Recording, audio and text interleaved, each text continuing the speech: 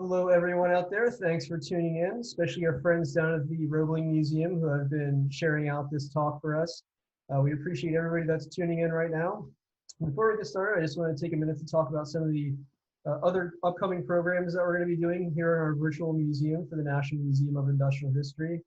This weekend, we're taking part in the Twitter Steam Rally, which is an event that was started, I believe, by someone in England's grassroots kind of thing. These steam events are very popular, and right now everyone can't get together and show off their steam engines, so they're doing a little virtual event. And our historian, Mike Pearson, is going to be talking about our 115-ton closed steam engine that we've restored to operational power, and going through the process of what it took to restore that, move it, etc. So that's going to be taking place this Saturday at 2 p.m. We also have some talks coming up next week that are going to be focusing on how blast furnaces and blowing engines work. So if you've ever seen the iconic steel stacks at Bethlehem Steel and wondered, how they made metal with those, our historian's going to be talking about those steel stacks, how they work, those blast furnaces, and also what powered them. The blowing engines that are right next to it at the steel stacks facility. He's going to be talking about that building and those engines and how they powered the steel stacks. And finally, next Friday, if you're tuning in specifically because you're interested in Roebling, we have another great talk that's coming up about John Roebling, which is Washington Roebling's father, with Richard Hall, who is an author. His book actually just came out last Friday. So he's going to be joining us and touching on another aspect of this great story of the Roebling family. So we're very, very happy to have him as well. We also have a bunch of other programs that we're going to be scheduling out through the rest of the month. You can find those either right here on our Facebook page or at nimih.org. If you're tuning in live or watching afterwards, we thank you for coming out. Obviously, you're watching this free right now. We've had over 12 hours of original programming for everyone that have been viewed by people all over the world. And if you can support us right now and keep these programs running, we invite you to do so. You can either purchase a museum membership, just make a general donation to us. Ordering things using Amazon, you can use Amazon Smile, which donates a portion of whatever you buy to the museum. And you can find out how to do all those things at our website at nimih.org. Or you can click the link, which is going to be in the comments down below. And without further delay, I would like to welcome Erica Wagner. She's the award-winning author of Chief Engineer, Washington Roebling, the man who built the Brooklyn Bridge, which is the subject of today's talk. It was published by Bloomsbury in 2017. And Erica was born in New York, and she's calling in today from London, where she now lives. And she was the literary editor for the London Times for 17 years, and is now a contributing writer for the New Statesman and a literary editor for Harper's Bazaar. Her works appeared in notable publications like The Guardian, The Economist, The Financial Times, and The New York Times. And she's also a lecturer in creative writing at Goldsmiths in London. So we're so happy to have you. You talked to the museum a while ago, so we're happy to have you back in a virtual capacity. And without further ado, I'm going to pass it over to you, Erica. Thank you very much, Glenn. I'm really excited to be here virtually. This is the first live stream event I've done. I have a few more coming up in the next few weeks, so I'm really glad to be kicking off with you. So I'm going to share my screen now. Let's just see that this is working. Share. And okay. Is that looking good for everyone? I hope so. Well, as I said, I am really thrilled to be taking part in this virtual event at the National Museum of Industrial History, a place I really loved when I was lucky enough to visit back in 2017. And I too would urge you to support the museum, especially now. They need your support, and I'm thrilled to give my support by giving this talk. I was part of the Meet the Experts series, and so I'm really delighted to be here with Glenn, and I'd like to not only give my thanks, but speak in the memory of my late friend, Donald Sayenga, who introduced me to this remarkable place, and you might hear a little bit more about him later. So it's a real treat to be in Bethlehem, at least in spirit. So let's see here. Here is a picture of Washington Roebling, the man who built the Brooklyn Bridge, as it says on the cover of my book, Chief Engineer. But it's not just any picture. It's the picture which I've carried in my wallet since I was 19 years old. I'm 52 now. I'm going to reveal my age. This picture was taken in 1861 when Washington, at the age of 24, had just joined the Union Army. When I was still a teenager, I photocopied it from a book in the New York Public Library. I covered it with sticky tape to protect it, and I made that little envelope to keep it even safer. W.A.R. Wash's middle name was Augustus, and as it happens, my full name is Erica Augusta Wagner. Make of that what you will. A strange story, perhaps. So I'll elaborate somewhat. I grew up in Manhattan on the Upper West Side, but I never set foot on the Brooklyn Bridge until I was a teenager. I got myself a boyfriend, a young English civil engineer. He came to visit me in New York one winter, but in truth, it wasn't really me he wanted to visit, I think. It was the Brooklyn Bridge. And so we walked on the promenade together, and like so many before me and so many since, I was struck with wonder by the bridge, and it was no bad thing that I had someone with me who could explain to me how it actually worked. The boyfriend did what boyfriends tend to do. He disappeared. There you go.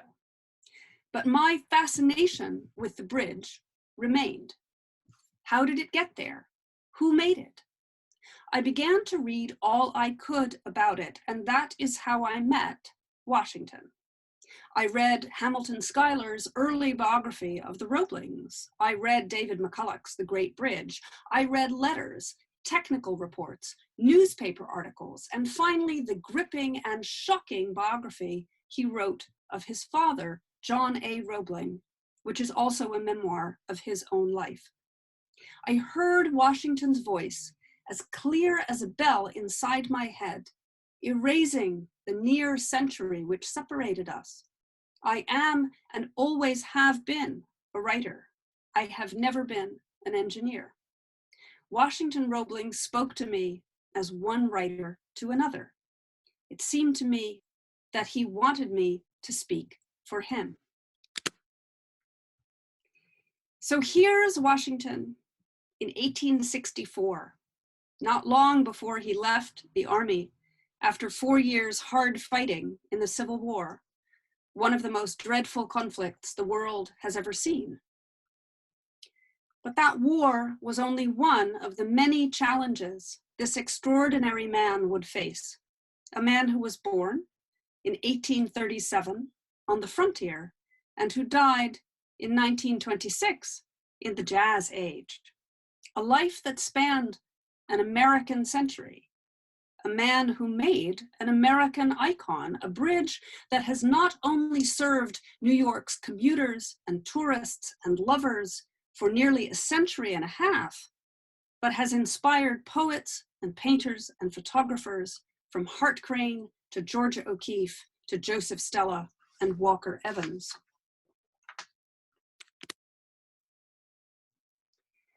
I love this photograph of the Brooklyn Bridge, which was taken in 1925. It's in the archives of Rensselaer Polytechnic Institute, and on the back of it, Washington Roebling has written, "For my album." But who was this man? Why do I care about him so much? I want to show you. I want you to care too. Now you're listening to me thanks to this museum, which celebrates achievements such as Washington's. I think you're already interested. So I want you to meet him just for a few moments, as I have. It took 14 years to transform the Brooklyn Bridge from plans on paper to a monument of stone and steel. Washington was 32 years old when work began, 46 when the bridge opened to extraordinary fanfare in May 1883. The story of its construction is dramatic. Nearly every aspect of the work was innovative, innovations spearheaded by its chief engineer, even when he was too sick to rise from his bed. The sinking of the bridge's foundations, the construction of its great steel cables, no work like this had ever been done before, and it was all done at Washington's command. But it all might have happened very differently. So I want you to hear Washington's own account of how he came to be the chief engineer. Therefore, I'm going to invite you to travel in your imaginations to Brooklyn Heights, to a summer's day in 1869. I've thought a lot about that day, about the feel of it, the smell of it. Back then, of course, there wasn't any air conditioning. Every day, hundreds of thousands of horses deposited millions of tons of manure and tens of thousands of gallons of urine in the streets of the city, never mind the garbage, never mind the sewage. So imagine a July day in Brooklyn in 1869. Looking out onto New York Harbor on that day in July, you won't see the Statue of Liberty, of course, nor will you see a bridge over the East River. In those days, the only way to travel between the two cities was by ferry. In 1870, the New York Times estimated that 70 million crossings were made every year. Many proposals for a bridge had been made over the years, but none was successful until the New York Bridge Company, made up of influential men from Brooklyn and New York, invited John Roebling, Washington's father, to set out a plan. John Roebling had emigrated from what we now call Germany over 30 years before, and since then had become one of the country's most highly regarded industrialists and engineers. There he is, quite an impressive looking man. He had built a dramatic suspension bridge over Niagara Falls in the 1850s and another over the Ohio between Cincinnati and Covington, Kentucky, just after the Civil War. And he had, of course, founded the wire manufacturing firm that would come to be known as John A. Roebling Sons Company, one of the greatest of its kind in the United States or anywhere in the world. There's the Niagara Bridge. This is a wonderful stereoscope shot, and you can see the great tightrope walker Blondin crossing Niagara Falls with the bridge behind.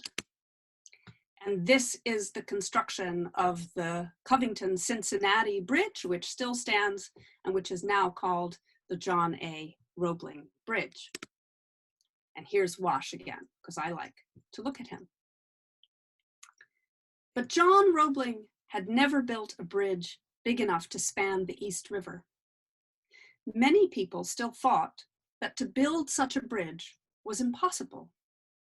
But if anyone should be the man to accomplish the feat, well, John Roebling was that man. And then one day, before any work had been started, before very many plans had been made, he had what seemed like a minor accident down by the river. And here, I'll let Washington take up the tale. The circumstances were as follows, he wrote of that otherwise ordinary day. We had gone down after lunch to inspect the site of the Brooklyn Tower in the spare ferry slip. In order to see better, he climbed on a heap of cord wood, and from that on top of the ferry rack of piles. Seeing a boat coming and fearing that the heavy blow would knock him off, I cried to him to get down. He stepped from the fender rack down onto the outside row of piles. The blow from the boat was severe and caught the toe of his boot on the right foot and crushed the end of his toes. When he uttered a cry, I did not realize at first what had happened. Washington wrote this to his younger brother, that the piles had clipped his father's foot like a big pair of shears would do. Washington was his father's right-hand man. He and his young wife, Emily Warren Roebling, sister of Washington's commanding officer during his distinguished service in the Civil War, had not long before returned from an extensive tour of Europe, which they had taken at John Roebling's behest in order to study cutting-edge technologies of engineering and manufacture. There they are around the time of their marriage in 1865. Washington had studied engineering at Rensselaer Institute in upstate New York, then the United States' only engineering college and still one of the most prestigious colleges in the country, and then honed his trade building bridges for the Union Army to cross before Confederate troops could blow them up. He joined the war as a private, but by the war's end, he had risen to the rank of colonel. He had then supervised the work on his father's Covington-Cincinnati Bridge, yet for all his expertise, he was still his father's lieutenant. John Roebling, at 63, was a vigorous man. At the time of the accident, the elder Roebling hadn't moved from his home in Trenton, New Jersey, to the work site. According to Washington, he came over once or twice a week and kept a couple of rooms at a Turkish bath on the corner of Cranberry Street and Columbia Heights. Washington and Emily had taken a house on Hicks Street a few blocks away. As quickly as possible, I got him into a carriage and took him up to the Turkish bath where he was staying, Washington recalled of the hours after the accident. As Dr. Shepard did not feel like keeping such a sick man, I took him to my house. With great difficulty, we got him up the stairs where I undressed him and laid him on the bed, which he never left. Dr. Shepard recommended a Dr. Barber as a surgeon. When he arrived, he proved to be a young man of not much force, but he trimmed the wounds, cut away the crushed tissues, and put on the first dressing all right. The mistake I made was in not taking Mr. Roebling to a hospital at once, but I had been brought up to look upon hospitals as the abode of the devil and a doctor as a criminal.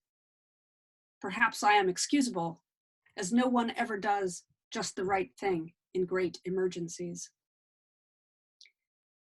This account is taken from the remarkable biography, which I mentioned earlier, Washington's attempt to write an account of his father's life. This manuscript is fascinating, not only because it is as much a memoir of Washington's own life as it is an account of his father's, but also because it remained buried in an archive for decades, its vivid prose and often disturbing contents hidden from view. It was only in the late 1980s that it reappeared, rediscovered, thanks to the research of my friend, the late Don Sayenga, this country's foremost historian of wire rope, a subject which I have come to find more fascinating than I ever would have thought possible. He did not rally from the first shock until the next day, Washington went on.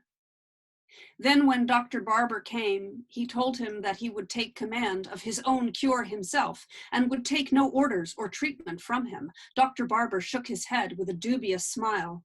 A tinsmith was ordered. He fixed up a big tin dish, like a scale, supplied with hose and running water. Into the dish, Mr. R put his foot, the stream of water playing on it all the time. When Barber saw that, he exclaimed, "You are inviting sure death for yourself. Nature, in endeavoring to cure such a severe wound, must have recourse to pain, to fever, in order to supply the increased vitality necessary to the healing process." He ordered Barber out of the room in a violent manner. John Roebling was a passionate devotee of what was called the water cure. All his life, he had dismissed conventional medicine as quackery. Tetanus remains deadly in developing countries where there is still limited access to the vaccine which became available in the 1920s. It isn't contagious, but acquired through contamination in a wound such as the one John Roebling suffered. Untreated, the symptoms are dreadful, as Washington witnessed. keeping watch over his father in the days that followed. After 3 or 4 days, I noticed an inability to eat or speak, he recalled. Barber ventured up and at once pronounced it lockjaw, incurable at that. Washington's account continues. Now came 10 terrible days. As the jaws set, eating and swallowing became impossible. With feverish haste, he started to write all kinds of directions about his treatment, about the bridge, about his financial affairs. As his powers waned, his writing became more and more illegible, nothing but scrawls at the end. As there was no trained nurse, I assumed that function, with an occasional friend to sit up nights. Dr. Barber being dismissed, I telegraphed Dr. Brinkman of Philadelphia, a water cure doctor my father knew. He tolerated him, but Brinkman knew it was too late, coming only as a matter of form and to write the death certificate.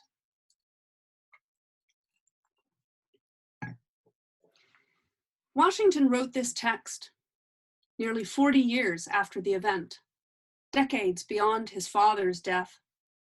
But despite the passage of time, it is clear from his swift, cursive hand that in his mind, the images from those days remained clear, haunting, violent. The scene crowds in on him. His father's feverish haste becomes his own, and his self-reproach is the more poignant for his efforts to refute it, even as he returns to the dawn of his father's dying, his final stillness, as the sun rose over the East River, over the ferries, over the unbridged stream. Daily and hourly, he wrote, I was miserable witness of the most horrible tetanic convulsions, when the body is drawn into a half circle, the back of the head meeting the heels, with the face drawn into hideous distortions. Hardened as I was by scenes of carnage on many a bloody battlefield, these horrors often overcame me. When he finally died one morning at sunrise, I was nearly dead myself from exhaustion.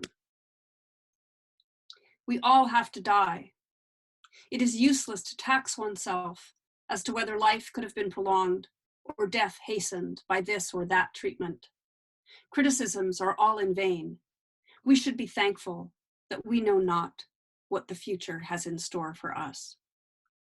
And this is the telegram announcing John Roebling's death that July morning in 1869.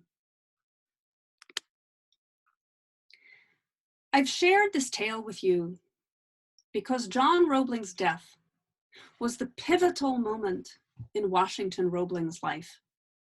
He was the one man capable of taking on the task his father had not yet begun. The construction of the Brooklyn Bridge would break his own health, but never his spirit. As the towers of the bridge rose above the river, as the cables crossed the river's great span, he knew that his was a work which would endure. The criticisms he feared were not made by others. They were the voice in his own head.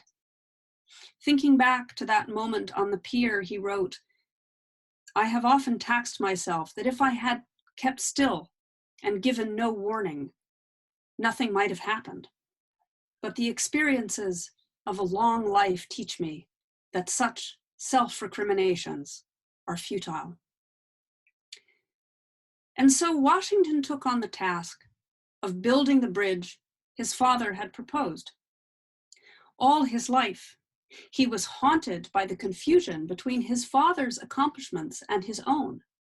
There were those who believed he was born with a silver spoon in his mouth, that he only had to finish what his father had planned, as if the Brooklyn Bridge was some sort of giant erector set.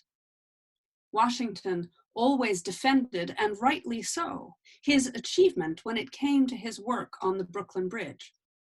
In 1907, he corresponded with a sculptor called William Cooper, who was in the course of preparing the statue of John Roebling, which still stands in Cadwallader Park in Trenton. Cooper wondered how to list the elder Roebling's work on the pedestal, particularly in regard to the Brooklyn Bridge. Washington was blunt in his reply. You will please put 1852 in front of Niagara Bridge and 1855 behind it. In regard to the East River Bridge, you will put 1869 in front of the name and nothing behind it. This is a monument to John A. Roebling, who neither built nor finished it, he wrote. At every stage, that construction was exceptionally challenging. The East River Bridge was the first suspension bridge with cables made of steel, a bridge with a span that would not be significantly exceeded for another 50 years. And it was a bridge built using a dangerous new technology, one that Washington pioneered at great cost to himself. So here is an example of what that work involved. This is the Brooklyn Tower of the Brooklyn Bridge under construction in 1872.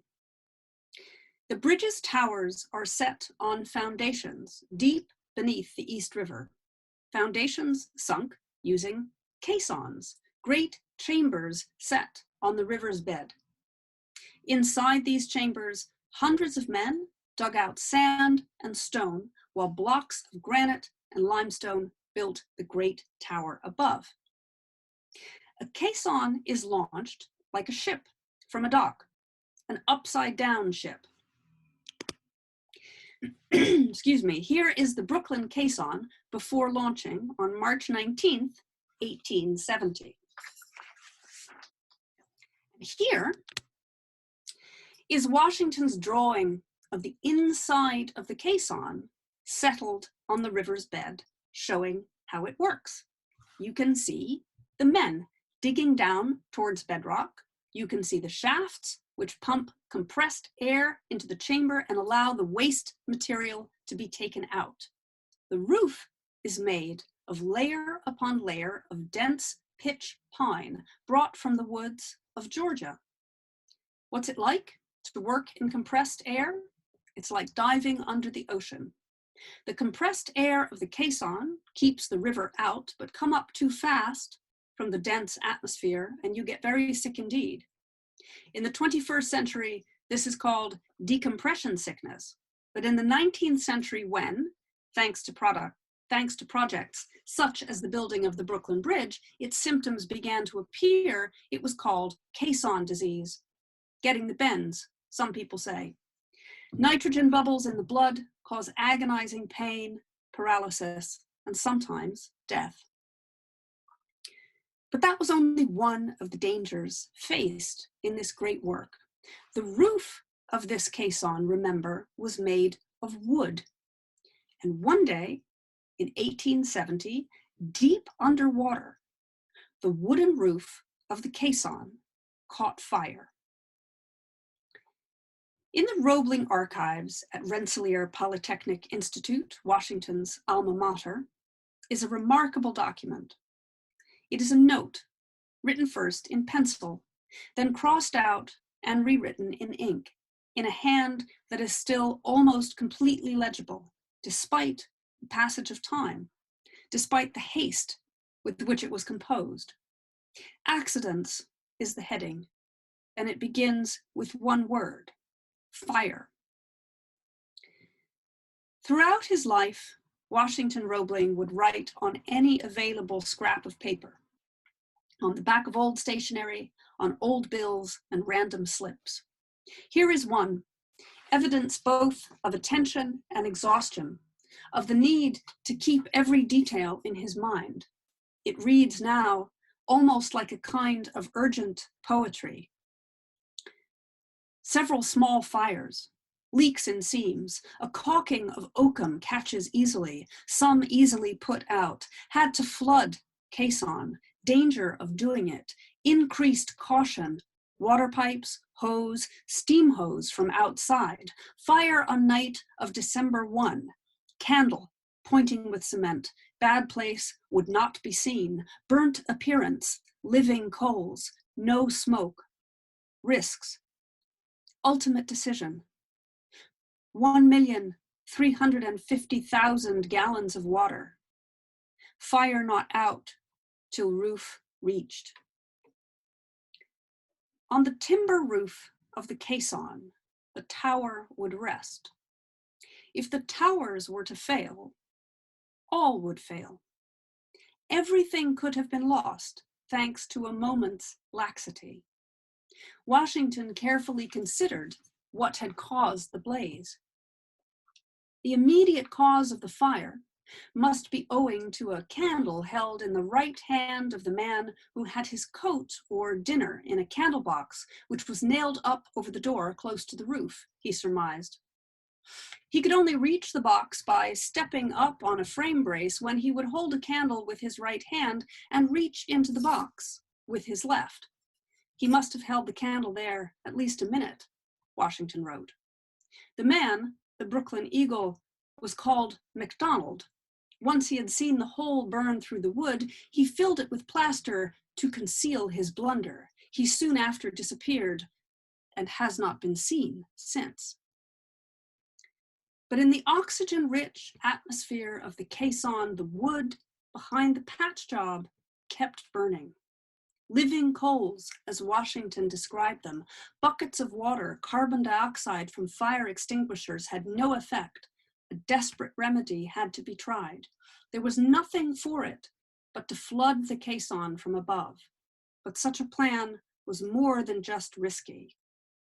If the air should all be out before the water had reached the roof, the result would be a sudden drop of the caisson and the destruction of all supports by the weight of 28,000 tons, beside running the risk of causing the caisson to leak so badly as to render reinflation impossible.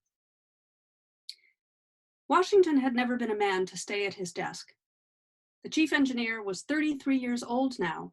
He was down at the work site, down in the caisson, as much or more as anyone who worked for him. But now the hard work, and more crucially the weight of responsibility, began to take its toll on Washington. He had a team of assistants under him, but a decision such as this was his alone. All these considerations had to be carefully weighed, and the risks looked at from both sides before giving the order to flood the caisson. There was no intelligent mind to consult with, as all my assistants make it a point to live 3 miles away from this work so as not to be on hand in case of an emergency, he wrote with not a little bitterness. In the meantime, I had been down in the caisson for 7 hours and began to experience that peculiar numb feeling in the small of the back and lower limbs which precedes paralysis. Fireboats were called. 1,350,000 gallons of water were poured down through the caisson shafts, and the caisson remained flooded for 2.5 days. It settled by only 2 inches. When the water was eventually pumped out, the damage had to be painstakingly repaired, work of months. 11 courses of timber had been damaged, more pine was forced into the breaches, and iron straps were bolted to the chamber's roof. After those 7 hours down in the caisson, Washington had to be taken home and rubbed for an hour on the spine with salt and whiskey. He had tried to rest, but at any moment expected to hear the doorbell ring with a message that the caisson was burning yet, he wrote. He recovered enough clearly to write up his notes. Whether it was the salt and whiskey which did the trick, or simply being away from the caisson, we don't know. We don't know if his wife, Emily, tended to him, or how much he would have seen of his 3-year-old son. What we can know is that nothing stopped him from his task. Every day brought new challenges and new uncertainties. Washington Roebling might call all this simply doing his job. But considering the strength of mind and feeling required to do that job is what draws us back into a room in a house in Brooklyn Heights, a room scented with smoke and whiskey, to find Washington back at his desk. There was still no end of solutions to be found. The construction of the Brooklyn Bridge took 14 years. During those years, Washington's health continued to worsen. The manner in which Emily Roebling came to the aid of her husband in the time of his illness is an astounding story in itself. Emily Roebling's role in the building of the Brooklyn Bridge was a crucial one. Washington and Emily Roebling met at a ball in Washington, D.C. during the Civil War in 1864 and were married soon after. She would have expected, perhaps, the conventional life of a woman of her time. But that's not what she got. That paralysis from which Washington suffered at the end of 1870 got worse and worse. By 1875, he was hardly able to leave his bed. He could not tolerate any company except that of his wife, and so she herself became a bridge between the chief engineer and the world, his assistants, the trustees of the bridge company, the money men. As Washington himself wrote to the New York Times in 1912, "A few years after the work was actually commenced, I was stricken with a severe illness, and my own wife, the late Emily Warren Roebling, became of the greatest assistance to me in the conduct of the routine matters of the work. An eye trouble, long ago healed, prevented me from doing much reading or writing, so that her services as amanuensis became invaluable to me. And this led to other duties in the way of interviewing people, avoiding personal friction by her tact, smoothing over difficulties which were naturally inherent in a work somewhat political in its conduct.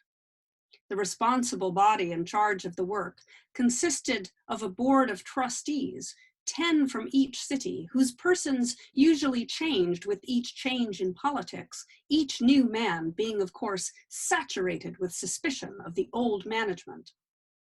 Here again, her remarkable talent as peacemaker came into play, and her thorough knowledge of the work and the plans carried conviction to the heart of each new member. Being assisted in these ways for 14 long years with the various phases of the work, she earned a well-deserved recognition as well as my everlasting gratitude." She is often called the first woman field engineer. It is often said that she took over the building of the Brooklyn Bridge entirely. Neither of these claims stands up, but that does not diminish her role. It is quite right that there is a plaque to her on the bridge. She went on to become one of the first women to study law at New York University. This beautiful portrait is from the Brooklyn Museum, and it's the dress, she's wearing the dress that she wore when she was presented at court to Queen Victoria here in London, where I'm speaking to you from. When the bridge finally opened on May the 24th, 1883, there was a celebration such as the cities of New York and Brooklyn had never seen, and perhaps have never seen from that day to this. But this remarkable story is only part of Washington Roebling's remarkable life. In order to trace that life, I spent hours in the archives of Rensselaer Polytechnic Institute and Rutgers University. I leafed through Washington's college notes. Believe me, you can be glad you didn't go to RPI in the 1850s. I read his love letters. I read his words in praise of his beloved dog, Billy Sunday. I traveled to the pretty little town of Saxonburg in western Pennsylvania, where Washington grew up, and which remains astonishingly mostly as it was when John Roebling built it in the 1830s. I walked across the Ohio River and on the battlefield at Gettysburg. I went to Cold Spring Cemetery, where Washington and Emily are buried. On her gravestone, he had 3 words inscribed: gifted, noble, true. It has been a wonderful journey. I have built my own bridge, I hope, from the past to the present day. It's a journey I've stayed on, even though my book was published a few years ago. And in these strange times, as we keep calling them, I think often of Washington's life, his struggles, what he went through in the war, the dangers he faced. I think of his tenacity and his calm, and I find solace and inspiration.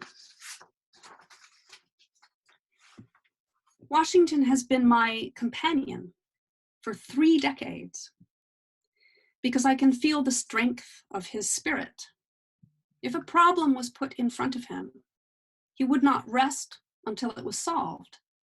His life was, in many ways, a privileged one, but it was also one marked by brutality and scarred by wars of more than one kind.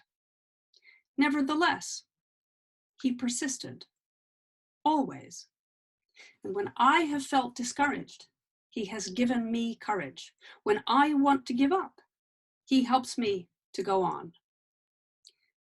I know that nothing can be done perfectly at the first trial, he once wrote. I also know that each day brings its little quota of experiences, which with honest intentions will lead to perfection after a while. And I thank you very much for listening. That's the end of my talk. And I think we're going to have some questions now. Hello, Erica. Hi. I am back. Just give me 1 second here.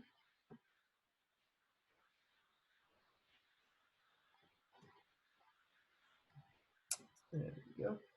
Okay, we did just have one question come through. Esther asked, is there one particular book about the Brooklyn Bridge that you can recommend? I'd assume Other mine, of course. Is there anything that you found that's, you'd suggest people read if they're interested? Yes, I would absolutely recommend one of the ways in which I discovered Washington Roebling's story was by reading David McCulloch's book, The Great Bridge. He's a fine American historian.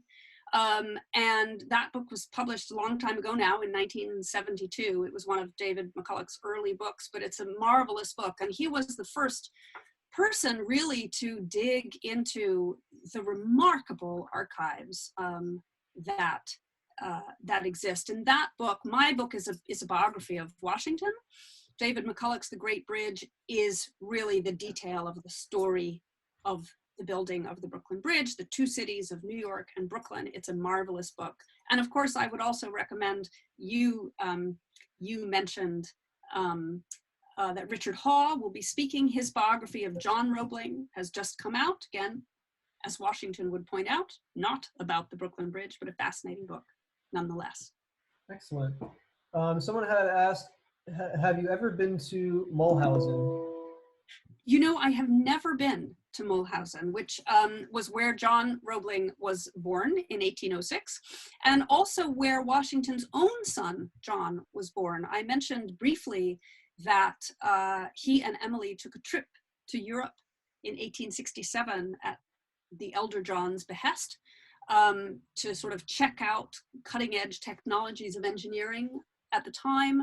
Emily was pregnant when they sailed, which again, I think shows her spirit and courage to go on a big trip when you're pregnant at any time, but bearing in mind this was 1867, bears some thinking about. And so their son, John, their only child, was born in Mulhausen in what is now Germany. I have never been, and I would love to go.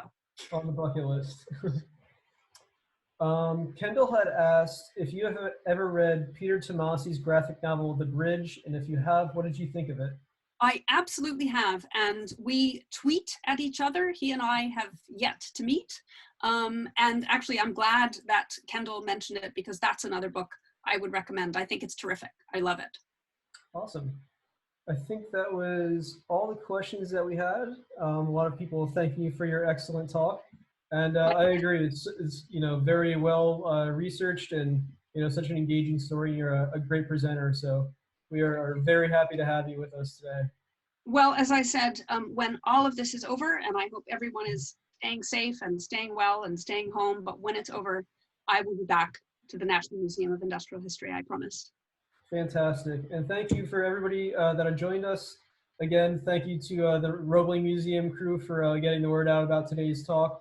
And please join us next Friday for another fantastic talk about the Roebling family. And there's a lot more industrial history stories that we're talking about. You can find those either right here on our Facebook page or at our website at nmih.org. And if you check out our website or the link in the comments here, you can also find out ways to help support the museum, help us keep telling these stories, saving history, saving artifacts, and doing what we do best. So thank you, Erica, and thank you for everyone for joining us, and have a great rest of your day. Thanks very much. Thanks, Glenn.